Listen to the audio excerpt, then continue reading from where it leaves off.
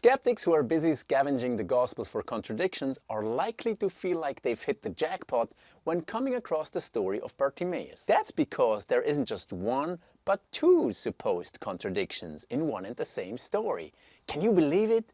Wow! The first issue concerns the location of the healing. Matthew and Mark tell us that the healing took place as Jesus was leaving Jericho, whereas Luke has Jesus entering Jericho. The second issue is about the number of people being healed. Matthew talks about 2 blind men, whereas Mark and Luke speak of 1. But neither of these issues pose an actual problem, as there are several plausible ways of making sense of these differences. Let's first talk about the location. It's important to know that in Jesus' time, there were actually 2 towns referred to as Jericho.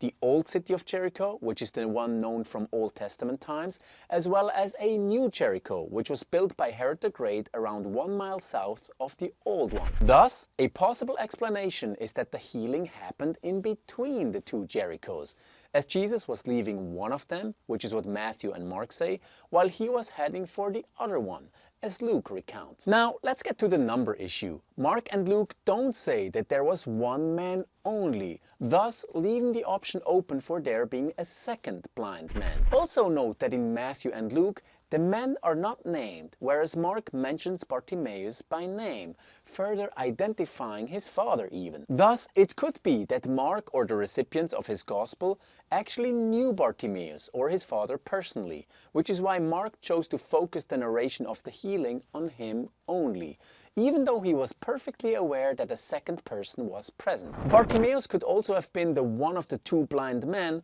who led the conversation with Jesus, which is why Mark and Luke honed in on this one man, without, however, explicitly denying that another blind man was present. Note that similar dynamics are at play when we talk to each other nowadays. If I tell my wife, for example, that our daughter Jasmine got off the bus at the town square, I'm not denying that a bunch of other people we don't know also got off the bus there. Instead, I simply choose to focus my report on the one person that is of interest to me. Now, there's yet another possible pathway to explain the differences in the 3 gospel accounts, and this one tackles the 2 issues of location and number in one and the same go. It could be that there were actually a total of 3 blind men who got healed in 2 different instances. According to this thesis, Jesus heals 1 man as he's entering the town of Jericho, that is, either the old or new town, and he heals 2 other blind men as he is leaving that same town. It is certainly possible that there were 3 or even more blind people present in one and the same town. Also note that Luke, who has Jesus entering Jericho,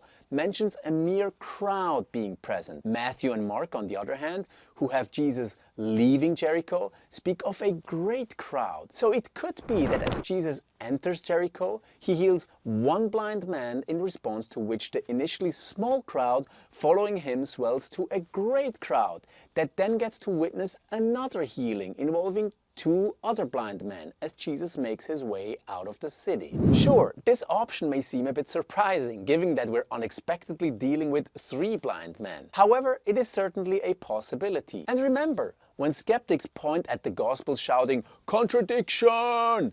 all you have to do is show possible ways or a possible way of harmonization. You don't have the burden of proving that one specific option is definitely how the story in question unfolded. If you like this video and want to learn more about supposed Bible contradictions and other apologetics issues, check out my video over here.